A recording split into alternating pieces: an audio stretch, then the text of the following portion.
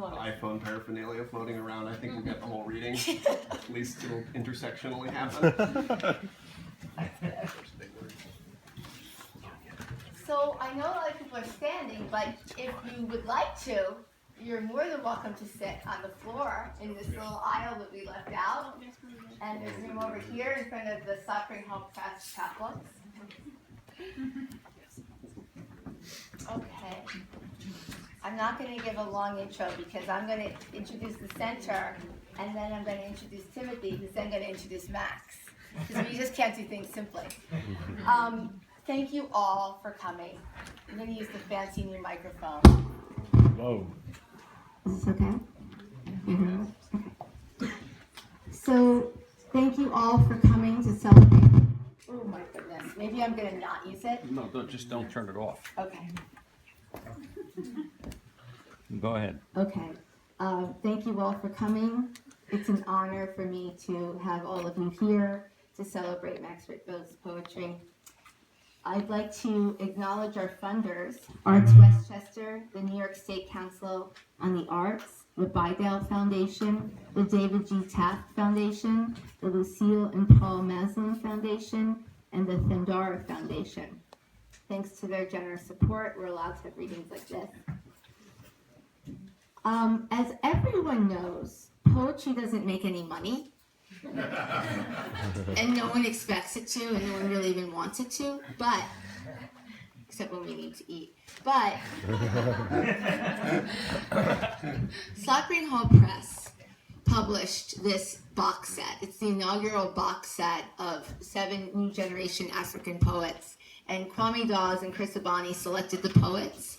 And Margot Taft-Stever said, yes, we will publish this box set. And Rorson Shire is one of the books that you will receive if you purchase this box set. And now, as you probably have heard, she's on Beyonce's new album, Lemonade. So this is one of those rare moments where art and pop culture intersect. So we're telling you about it today.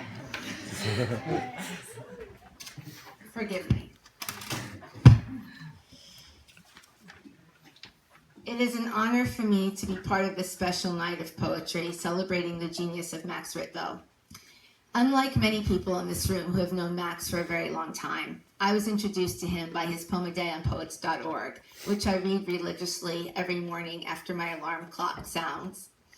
That led me to his chapbook, which was lovingly mentored by his teacher, Dottie Lasky, who's here tonight. Shortly after that, I saw his stunning feature in Boston Review with the intro by Lucy Brock-Boydo, who's also here tonight, whom we both had as our teachers at Columbia MFA, 20 years apart. That's when I reached out to Max and solicited him to read for the Slapering Press Emerging Poets reading series.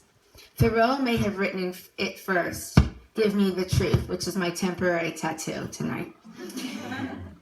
But Max is demanding that now from his poems, from his essays, from the way he loves his friends and family.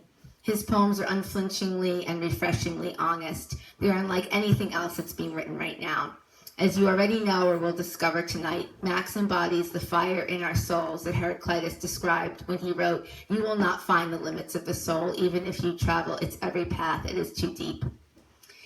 Timothy Donnelly, I am honored to introduce him tonight because he was in class with me when I was at the Columbia MFA, and now he's a big, big star. And we all knew it was coming, right, Lucy? Yeah. Timothy Donnelly studied at Johns Hopkins, Columbia, and Princeton. He's the author of 2 collections of poetry, most recently The Cloud Corporation, published by Wave in 2010, for which he won the 2012 Kingsley Tufts Poetry Award. His poems have been widely anthologized and translated, and have appeared in such periodicals as PEN America, Fence, Harper's, the Iowa Review, The Nation, The New Republic, the Paris Review, Plowshares, Tri-Quarterly, and many other journals. We should just say where he hasn't been published. It'll be shorter.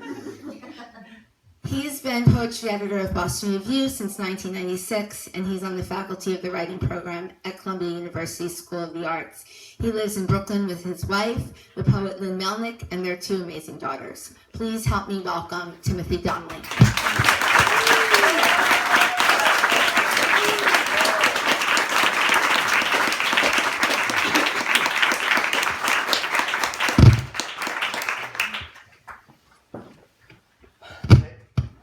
Jennifer, I think I'm gonna see what happens if I put it in this little. It doesn't hang there. No.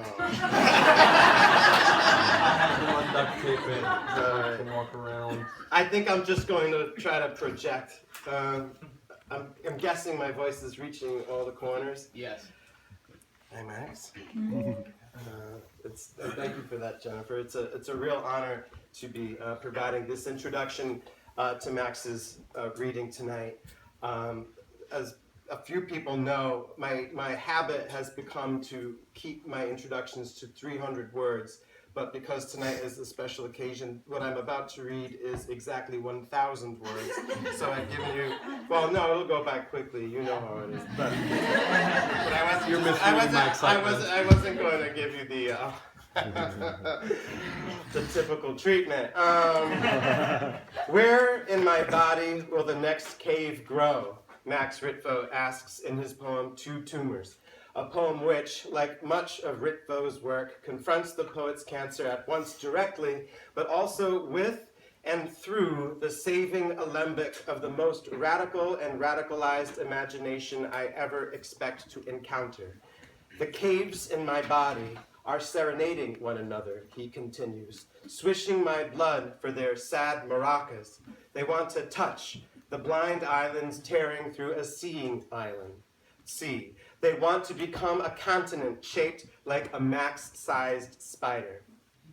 Levity, uncanniness, contour, dimension, Ritvo brings all of these qualities to bear upon his grim and painful condition, transmuting his suffering, which he knows too well in the plain sense, into something rich and strange. And how strange it is to think of two tumors not as masses of tissue, but as caves or as pockets of emptiness. But in a sense, that's what they are, or what they can be conceived as, two spaces of unmax in a world of max.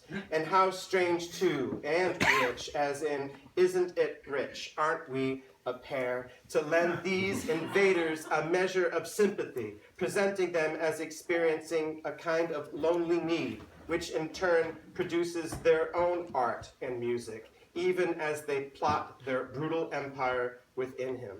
I can think of no other poetry that undertakes this kind of theater today, builds it up, tears it down, and builds it back again, but on an even grander scale. Dizzying, out of proportion, poundingly felt, fantastical, fanatical, urgently confected, necessary, confessional, vaudevillian, iconic, absurd, gaudy, mystic, and harrowing. The fact that Ritvo's work can be described in so many ways is testament to its complexity. The fact that we can never stop failing to describe it completely or perfectly accurately is evidence of its lastingness. The fact that it haunts so many of its readers is proof that it has already become part of us, some portion of our vision of the world, some measure of our acquired wisdom. Ah, wisdom, knowledge gleaned through experience, I have long preferred it. And while some of us still look for it in our art, wisdom isn't too often found there anymore. It gets buffeted away by servility to fashion, or swerved away from in fear of making an art too pointed or too heavy. What would Ritvo's work look like if he had followed fashion more closely, or if he worried that profundity would rend poetry's slick veil of semblance and music? We would probably still find moments of convulsive beauty, images like a trembling man opening the smallest can of soup, a can with only one green bean in it. But wisdom and insight run rampant through Ritvo's work. He is, among other things, a wisdom poet, one who has been to the edge of ruin again and again and come back with art. His assertion that each centaur's music is different according to where it is joined, for example, means that likeness of kind doesn't abolish particularity, and particularity of origin begets particularity in kind. But his wisdom doesn't only appear in aphorism, but embedded in moments such as, when I was about to die, my body lit up like when I leave my house without my wallet. We all know that bad rush of chemical that goes through us, and he's right. It's precisely like being made to incandesce with sudden adrenaline. Here, That's how the body feels when on the brink of losing the spirit it contains. Or is it instead how the spirit feels when on the brink of departing the house of its body, as if it's already leaving behind a thing of value?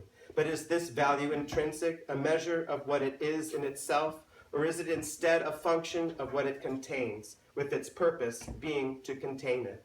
The answer to these questions, all of them, is yes.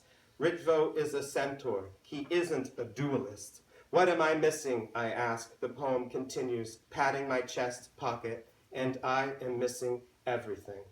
But in truth, Ritvo misses nothing. He sees it all. He sees past what it appears to be and into what it is, into the quick of it. He has had to, and it has made him into one of the most vitally alive people I have ever known, or at very least, it has intensified his gift, adrenalized an aptitude he was, no doubt, blessed with at the onset.